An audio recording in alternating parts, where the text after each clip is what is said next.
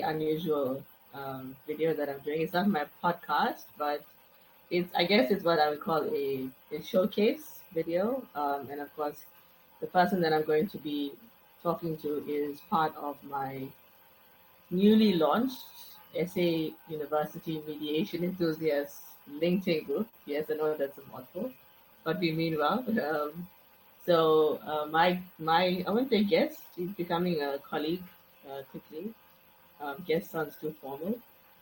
So my colleague in the studio today is Shane Morrow, and he's the man behind ADR Personal Assistant. And if you have been following me for any length of time, you know that my actual professional interest is in mediation these days, and of course ADR in general. So Shane reached out to me less than a month and a half ago, and Yeah. saw what I was doing, and wanted to partner. And of course, in his line of work, he's looking to make things more easier for mediators in terms of how you run the business. And I think even for legal professionals or law students, law graduates, those who want to get into the legal field and open their own law firms, I've also found that there's no know-how about how to run a business. And one of my taglines is that by law on its own, is a business. So, in the same vein, I think mediation and any whatever practice or whatever form of ADR, you may be covering in your practice or may aspire to cover in the future, it's going to be a business. So if you offer the whole range of it, then of course all your systems are going to have to be streamlined and to enable you to do a larger turnover and ultimately solve more problems for the world and for your clients. So that's where Shane comes in, and all of his systems. So I think even within our um, SAUME group, mentorship group, adding him on when I did, it actually opened my eyes to the fact that if I didn't introduce sort of aspiring mediators and ADR practitioners to the business side of mediation, or what it takes to run the business, you're going to take money and you're going to have clients, and of course, I would be giving you less than the full picture. And I'm very big on intellectual honesty in the professional world. So for that reason, Shane is part of the group, and as the sessions get underway with the group, we're going to be touching on various aspects relating to technology in the mediation space and how it can make life better for mediators, and of course, if any other form of dispute resolution that you wish to add to your practice in the future. So I'm very pleased to have Shane on today. So Shane, you can take it away and introduce yourself properly in case I missed anything out. Thank you very much, Lisa. And yes, it is a real honor and a privilege to be here today, but also more importantly, connecting with you as we have over the past couple of months. My name is Shane Morrow. I have been in the IT sector for the last 20 years and mainly in the legal space, where we've looked after the technology needs of all the advocates across the country. So we're very familiar with the combattery litigation kind of models, and that's really where my background is. And over the last 2 years since COVID, we have seen a rapid shift in legislation. We've seen a rapid shift well, not rapid shift, but a rapid increase in the court backlogs. And as a result of that, rules like Rule 41A have been introduced to try and get people to resolve their problems outside of the courtroom. Now, that is a great sentiment, but it is a mutually approved process and you need both parties to be doing it. So when we saw this happening, I started investigating the mediation world as opposed to the advocate and lawyer world, and trying to find out, how did mediators operate? What was their processes? And, who were mediators? Were there large mediation firms like Garlick and Bousfield or Weber Wenzel, as there are in litigation firms? And I spent a year doing that, and it was incredibly surprising to see that mediation as a stock standard was done by an individual person who may have one other person in their business to, to do the matters. And so when we started looking at this, we saw that this was a very small business kind of sector. And when I was having interviews with all of these people, I looked at it from a business perspective, and I have no ADR, mediation, legal background at all. I am a technology business entrepreneur, and having run my own businesses over the years, there was a whole bunch of fundamentals that I've learned, and I believe they hold me instead to where we are today in my businesses. And so when I was having interviews with mediators, and it was a truly interesting experience talking to Indian mediators, Canadian, English, Australian, and South African, naturally. It was interesting how they all had very similar common practices. And one of them was that they were incredibly passionate people with lots of empathy. And I think in the ADR space, those skill sets are incredibly important. And the training courses that they go on to learn these skills or to enhance these skills is incredibly important, because the mediation process requires those skill sets. But the thing that I found truly fascinating was the lack of process, the lack of understanding, and the lack of future planning as a business, not as a hobby or as a sideline activity, something to pass the time. And when I started asking questions like, do you know how many matters you've done in the last 6 months, the last year? Do you know what sectors you have mediated in? Is it only family? Have you done commercial or civil? Have you done any restorative justice, or workplace? How would you know what you've done in the last year? And a lot of them came back to me, and it was quite a comical thing. Said, no, I've got a lever arch file in my cupboard, and I'll go back there and I'll look what I've written down. So we had a good chuckle around that, about that from an initial stat. Then I asked questions of, well, do you know what your financial status is, your revenue stream? What does your income statement look like from a mediation perspective? And what have you invoiced last month or last year? Has it grown? Has it declined? And again, they would say, listen, I'd have to phone my accountant, or I can look in my paper files where I've done an invoice for them. So that was quite an intriguing thing, because from a business perspective, if we look at the future and we look at what do we want to do with this business? We want to grow this business. We want to empower more people within our organization to assist with the ADR space. And we may develop a Garlick and Bousfield type mediation practice. And if we want to do that, we need to have some metrics in place. So if we wanted to look at investors, getting investors involved in our mediation practice, how would we value the business? What stats could we give to those investors to show how valuable their investment will be in our business? And without those metrics, we really can't do that, which means that our mediation business will simply die when we die or stop working. And that's not how we grow a legacy. A legacy is you want to bring more people into your business, and you want it to be sustainable. So if you want sustainability, you need to know where you are today, where you were yesterday, and where you want to be tomorrow. And so my whole involvement has been from that element. Like I said, I don't have a law degree. My wife said, I don't have the empathy to be a mediator. So I'm not going to play on those skill set sides, but where I want to add value to all these emerging new mediators and ADR practitioners is on how do we make this a successful, sustainable business as my main priority. So when we had some of the conversations, a lot of them, I used my wife and I going through a divorce as a standard line. We're not, by the way, just in case anyone's worried, very happily married man with 3 beautiful daughters.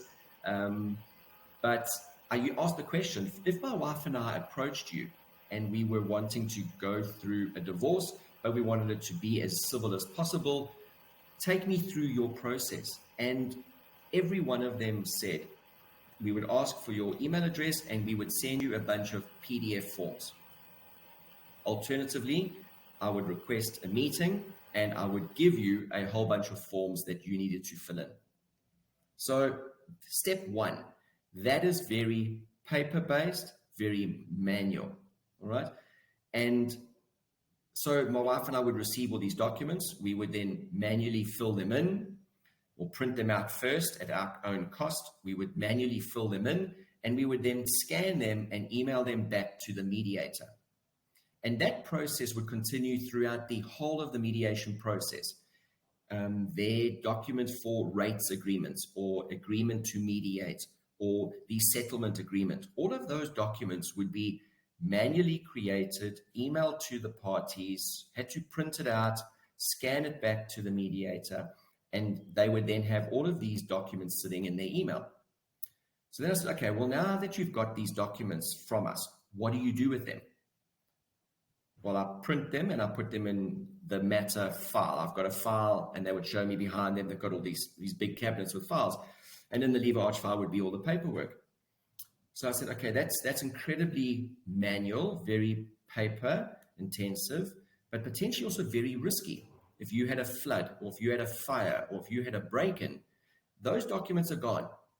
And that poses a huge risk to confidentiality for your parties, as well as for your business. So then some of them said, no, I'm completely digital. And I love being thrown a challenge like this. And a guy's now a client of mine now who in our very first meeting said, Shane, don't try and sell me any software. I'm completely digital. So I went through the same process with him. And his digital was a link to OneDrive. And so he sent me a link to OneDrive, and in OneDrive were those PDF documents. I still had to print them out. I still had to fill them in. I still had to scan them, and then I had to save them to that OneDrive folder. And that was his perception of being digital. Okay, so when we looked at that, we said that can't happen. So we started working on stuff. Then I asked the questions, all right, now that you have got all these papers, we need to have some meetings. So now, how do you schedule meetings? And then a lot of them said, no, well, I use my Google Calendar, I use my Outlook, or whatever calendaring system that they use. And then we'd have a physical meeting or we'd have a Teams meeting. They would need to leave whatever they're working on, go into their calendar, and they would then go and schedule an appointment with it. So I thought, okay, write this note down. Then the next element was communication. And I asked the mediators, how do you spend time how do you communicate with the parties? Do you only email? Do you phone them? And I was flabbergasted to hear that they form a WhatsApp group. And many times they have the mother, the father, and they'll often have a counselor included in that WhatsApp group as well as themselves. So the four of them in there, so that they can share communication and that the counselor can see the manner in which the parties communicate with each other. But as the poor mediator had a cell phone that had multiple groups on it that was constantly firing messages. And to manage that and the disruption to their life it must have caused with that phone continually pinging and having messages, it was very confusing for me because it must have been very frustrating for the mediator themselves. So we looked at that and said, okay, well, how do we better this? Then once we looked at the communication, we then started looking and say, okay, well, now that we've communicated, we've got our paperwork, we have scheduled meetings, how do we finish off the process and invoice our client out? And this even blew me away even further, is that a lot of them said, no, I do a Word document and I send them a document with the number of hours that I've worked. And that was their invoice. Some of them said we did it in Excel, Very few mediators mentioned any accounting program that they used to do their billing. Right? And that for me was incredibly surprising. So we then took all of this, and I then went and sat with the development team, and we said, can we build something to make these mediators more efficient? And while I had a development team looking at this, I then went on a global search to try and see what platforms were already available. Now, we all know that litigation software is around, and it has been around for ages, and there's hundreds of packages that are available for litigation matters. These software packages are extremely good, they are extremely detailed, but they are extremely expensive. They are designed to cope with litigation matters in the fact that an attorney needs to allocate expenses to relevant parties for everything that they do. Every 15 minutes they spend on the phone, they've got to bill it. If they draft an email, they've got to bill that. If they print a document, they've got to bill that. So litigation software works, and it's right for litigation environments, but it's very expensive. When we compare that to the ADR space, you don't need to bill for emails, your time, telephone calls. You're billing for your time and your skills. And so your software needs or your platform needs or your billing needs are far less detailed than what litigation software is. So I scoured the globe, and I went to India. I didn't go to India, but I researched in India and spoke to many development platforms that were over there, both in the UK and the States, as well as in India. And they were all very, very good. And they allowed Joe Soap to jump onto the platform, go and lodge a matter. A mediator would be allocated to me, and we would run the matter online, and then we would close the matter. And those were all very good and well. But I looked at it from the mediator's perspective as running their own business.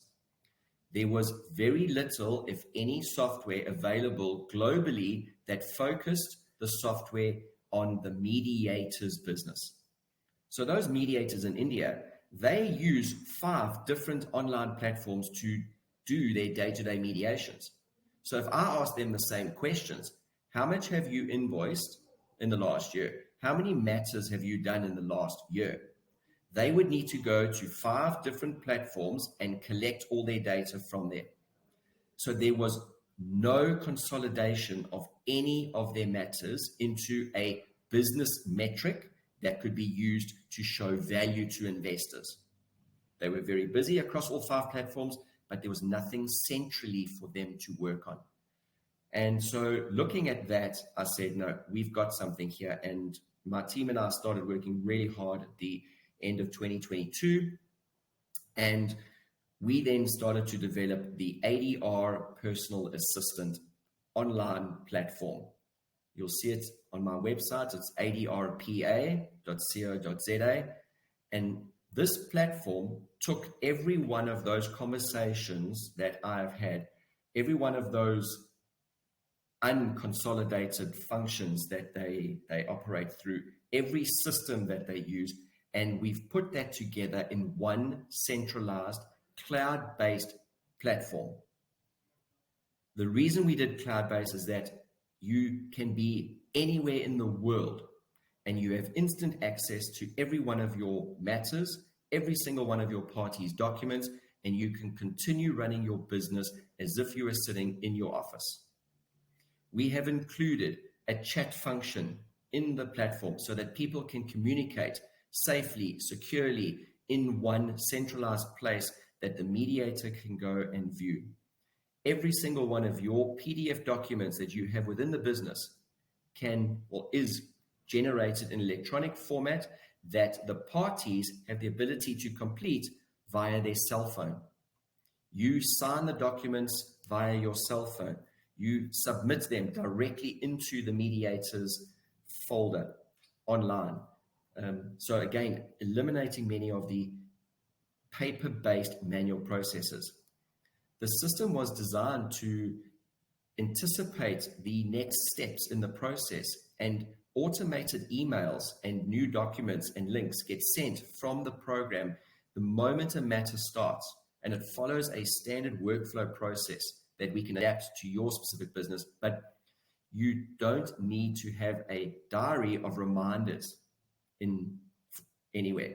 The system shows at which stage you are at in each of your matters. So you can highlight and say, well, I want to go to all the matters that only party A has submitted their documents, and I'm going to chase up party B. The system will tell you that, and you can go and focus your time and energy on that. So we've put this together, and, you know, Lisa, I've been rambling on for quite a bit now, getting excited about this. But if we look at, where does it help mediators, or what does it do for them, and where do we want to go from here? We want people to start talking to us, to ask questions, to tell us their frustrations. We want to help you with your business documentation. If you've got your mediation agreement, where did you get that from? How did you draw it up? You've got settlement agreements. You've got your standard information sheets. How did you get those? If you don't have them as a new practitioner, let us show you what you can do. Let us take a sample of what we've got from the market and create consolidated standard documents that are easy to replicate and send out for your business. So we want to help people with that. We add your logo to the platform. So whenever you send an invoice out, it's got your logo on it. Every time a document goes to a party and they open up their laptop, your logo sits there. So there's a whole branding exercise that this platform allows you to I suppose, take advantage of as well. And that's really what we want to try and do. We understand that there are many people out there that are just starting out, and they don't have massive inflows of cash to pay for a platform, but we have tried to keep the platform as cost effective and as affordable as possible. Now, a mediation consultation probably costs in the region of 1,000 to 1,500 Rand at the least. All right. Our platform will only cost you $4.99 a month. For the entire month, it is worth half one of your consultations. So if you've got 2 consultations in a month, you have doubled the cost that the platform is going to cost you. Okay. So it's very affordable. And yeah, I think from my side, I have gone through as much without showing you the actual how-tos. And I think the concept that I'm trying to get across here was that we're here to help you from a business and technology perspective. Lisa will be there to guide you on all the skills that are required, but we want to provide you with the best foundations that you can have to start your business on, so that as you grow, you don't need any new systems. The system will organically grow with you, and it will provide all the features that you need, but you need to start sooner rather than later. Thank you, Shane. Wow. you really took it away there. But of course, that's I did give you permission to do most of the talking. I just want to highlight a few things just to make it a bit more interactive. You mentioned at the beginning that in your initial research, you found that mediators tended to have this side hustle mentality. And in a conversation I had recently with our mutual colleague, Sumesh Anthony, he said he brought up the same issue that mediators, they see it, even especially in India, it's something they do after the legal, their legal work day. Okay, we've got stuff to do after hours, and even arbitration, other forms of ADR, it's seen as a side hustle. Not even. I mean, I think just to get mediators to migrate to at least a small business mentality will be a win, because we take ourselves seriously. We pride ourselves on the fact that we can solve people's problems, and the world is a better place because of what we do. But I think at the same time, we tend to undercut or undermine ourselves by saying, no, it's not really a profession. the profession is, the legal stuff. It's lawyers and doctors, and so Yeah. we consider our jobs to be serious, but in terms of, man, like, are we making money? Do we have systems? It's not really that important. And of course, all those little things, as I even tell the students and my followers, it's all the little things that can undermine what can otherwise be a fantastic uh, skill set. And you Mm. cannot have stuff in place, be it soft skills or be it technology. If you don't have those things in place, you can really undermine yourself in what Mm. you do. And In Lisa, that's one of the things that I think everybody across the globe is expressing, is that Mhm. it's not seen as a, you know if you're a lawyer, everyone understands what that is. Yeah. Okay, if you're a judge or an advocate, if they say I'm a mediator, it's not looked at as a professional entity. And Mm. we need more professional bodies. We need Yeah. more government recognized bodies to accept mediation or ADR as a formal legal entity. Hmm. But with that comes regulation. Yeah. And there's a responsibility going to be on mediators to post their hours, post their results, abide by certain regulations, Hmm. and those may appear to be bad up front, but ultimately, if we're all playing by an agreed standard, it Hmm. uplifts the entire ecosystem to be more well respected and revered out there, that courts dictate parties go to mediators rather than lawyers. So yeah, we've got to get that mentality right from home office kind of side hustle thing to this is the business. But the only Yeah. way for mediators to do that is that they need to be passionate about growing their business and getting involved.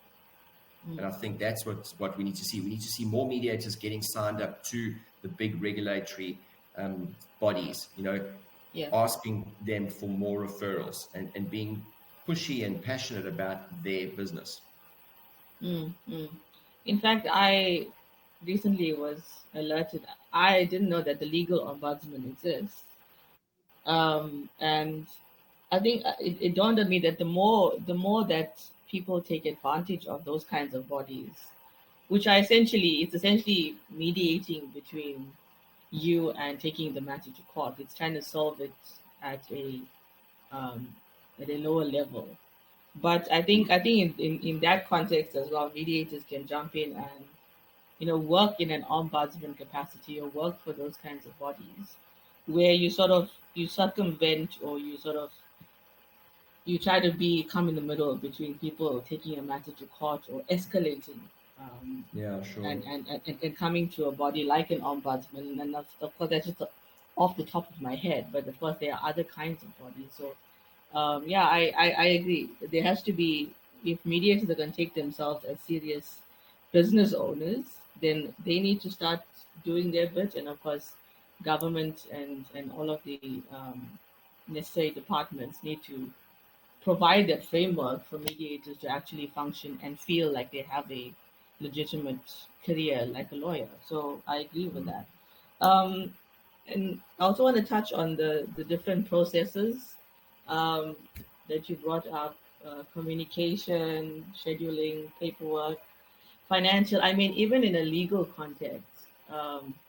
And I've worked on the back end of being an advocate. I've worked at two firms, and my God, it was just I came from, you can say, I came from a very high level of training, and it was just chaotic, and that's a law firm. So I can only imagine from in a mediator's office setup that they would not even, these things would come as an afterthought, like, how am I going to manage my paperwork? And like the gentleman you mentioned, his version of digital was just putting, having a OneDrive link, and I think in fairness, and I'll play devil's advocate here, um, maybe it's okay to start like that. I think a lot of them have good intentions to start being mediators. Yeah. So, and because we have this conversation hasn't been global yet about the business side of things and how seriously they need to take it. So I think a lot of them just start with good intentions and the digital and the technological know-how that they have. But I think where the thing comes in, and I've experienced this in my own context with all the things I'm juggling, is that at some point you have to move on and you have to upgrade your systems, your tools, your time management, whatever it might be. Because Yeah, as you get busier and as obviously clients come in, you start churning out results. People are impressed, word starts spreading. Yes, you can start off with OneDrive or start off with Google Drive, but for the sake of efficiency and to not turn you into an admin person, or to save you the cost of hiring an admin person, you'd rather, like you said, put in 500 rand and have the software in place. mm, Um, you know, because at some point, you're going to have to again appear as a professional. So yes, you can start with what you have, but I think the failure is in, okay, is there something better out there? How can I better manage my paperwork, scheduling, communication, financials? How can I bet and how can I streamline it? mm. So I think that's where your product comes in. Because if anyone wants to be efficient, it's you're always like trying to pull things in and tighten it here and tighten it there. So I think that for mediators, if there's a message to be taken from that is, yes, it's okay to start where you are, to start with what you can afford at the time, and of course, Google is fairly inexpensive or no cost maybe, and OneDrive is just there for you, similar to Google Drive, and so it's okay to start like that. But at some point, would you agree that it's time? At some point, you got to consider, okay, I'm getting bigger, I'm getting more work, business is growing, so I need to actually move on and Yeah, find 100, something. 100%. And also remember, when you look at something like Google Drive or OneDrive or Dropbox, all that is a document repository. Mhm. So yes, you may have your documents there, but you haven't structured any of your processes. Yeah. You know, you haven't made it easier for the parties to send you stuff. You haven't made it easy for the parties to communicate. You've actually put all the burden onto the parties, Hmm. um, and that just comes down to processes. And with all due respect, if you've never been shown these, how would Yeah. you know how to do them? Hmm. You're busy trying to be a nice person. You're busy trying to be a a mediator with empathy, and you're upping your skills on that. Mm. You're trying to get the paperwork out of the way as quickly as possible so you can get to talk to these people, and that's why people don't take it seriously. But that's why you and I are chatting, because Mm. between the two of us, we can give the people this advice, and then if they want to lean on us and grow, then like I said in last night's session, is that those that are going to use technology will be further ahead in this Yeah. race than those that don't. Yeah. And I'm saying get in now, because in 3 years' time, ADR is going to be a very large industry in South Africa, and there's going to be lots of mediators involved. But if you're not using technology, you're going to be left behind, unfortunately. Yeah. Yeah. So I think for mediators out there, if you're coming to that point where the admin processes are frustrating you, then of course maybe it's time to explore your options. And of course, you don't want to, as you mentioned, Jade, use five different platforms and pay five different. Because I mean, there's a subscription for everything these days, and I know for Mm, me, I have to make sure I cancel it before the next, before the trial ends, so the yeah, payment doesn't go off by accident. So I mean, you don't want to also be foolish and pay for.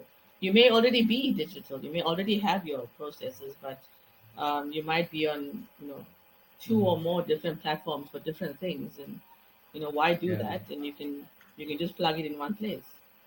Yeah, and as we are developing this product ourselves, every single new customer we sign on, we're learning something new about how they run their business. And Hmm. I can honestly tell you right now, we are like sponges at the moment. And if you as a current practicing mediator have got a system that you think is better, I'm not going to say that it is, if it's better than what we got, we would love to see that and hear that, because Yeah. we will be doing everything in our power to enhance our product for our clients.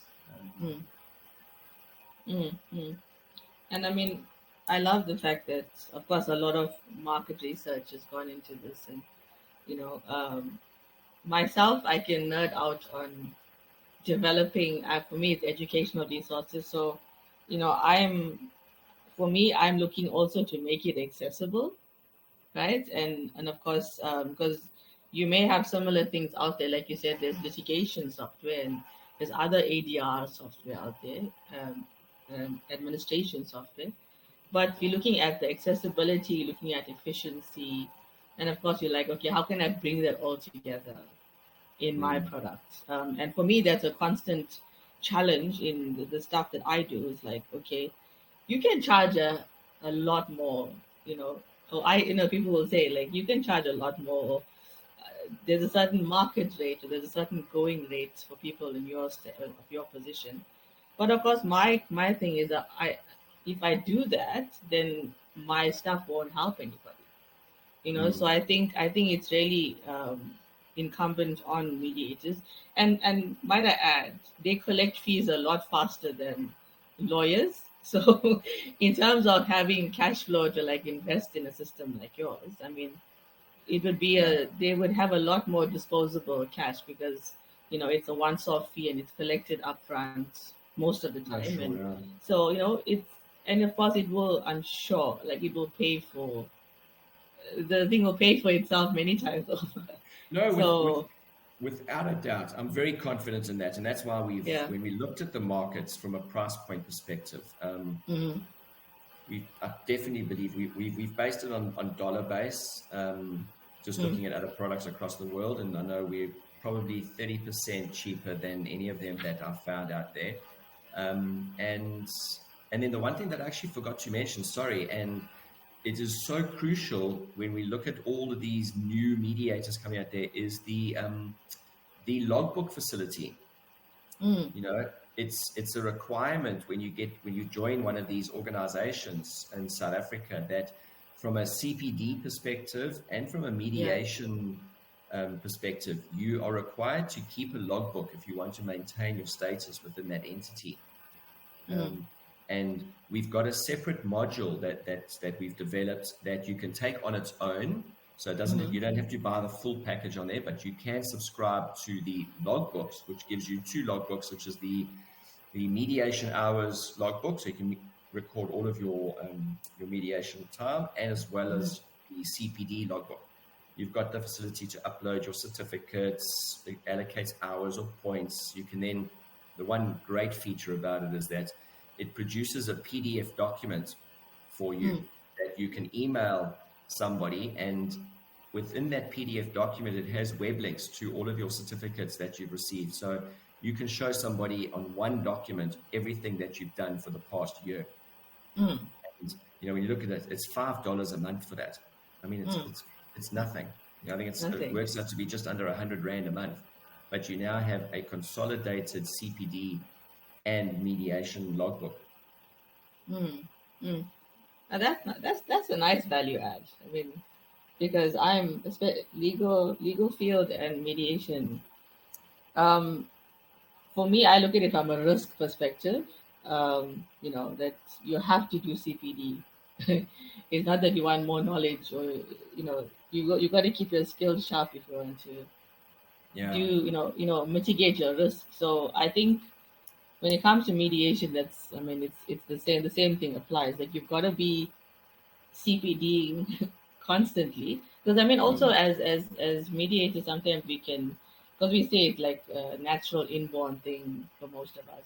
We can tend to rest on our laurels and say, "Nah, I've been to the 40 hours," But I think in terms of, you spoke about a business metric. If you want to, in a sense, show off, or market yourself, so you can have those stats. You can have your mediation hours in terms of what you've done, and of course, you can have your CPD log, which you can say, "Look, I've done, yeah, sign up with me because I've done so many X amount of hours." And Yep. I've updated my skills for 2024, and I've done so much of CPD to date. So, Yeah. that could be a good marketing point as well for mediators. Yep. It's all these things that we need to highlight to members so that they really do feel that they can brand themselves and that they can Mm. show their clients that they can be trusted and they've got the Hmm. experience. Hmm. Yeah, so I think All that's right. about all we can say about that. No, I think it's been a lovely discussion. I'm hoping that your listenership will find it interesting. I'm hoping it raises a whole bunch of new questions, Yeah, me and too. then Me too. yep, just get them to send you some questions or some links. I'm sure you'll share my email address, shanem Hmm. at adrpa.co.za, Hmm. and we'll happily help anybody out there. Yeah. And your LinkedIn is also ADR So the personal LinkedIn assistant. is ADR Personal Assistant, Hmm. or you can find me personally as Shane Morrow. Okay, cool. Okay, yeah, I think it was a short, sweet, efficient discussion. And certainly a lot for them to take away, and hopefully invest. But it's for Yeah, you. and It's for clients. It's for elevating the professionalism of this calling mediation. mm, So as long as we have the bigger picture in mind, we're not just punting legal or technology for the sake of it. It's all to make your business grow, to make case turnover high, to make your clients happy, and of course to make the world a little better fewer place. have fewer problems. Yeah. So Mm. thanks, Shane. I don't think it'll be the last discussion, but I No, think we've definitely gotten a not. good No. a good handle. Um, and of No, course, we good. will be continuing our work with the University Mediation Enthusiast Group. And guys, if Yes. you want to look that up on YouTube, I mean on LinkedIn, it's South African University Mediation Enthusiasts. And it's a mentorship group. And of course, we're going to be having sessions and we'll be advertising that in due course. So thank you for your time, Shane. And I hope the listeners Absolute find this pleasure. valuable. Thank you very much, and thank you to everybody for listening.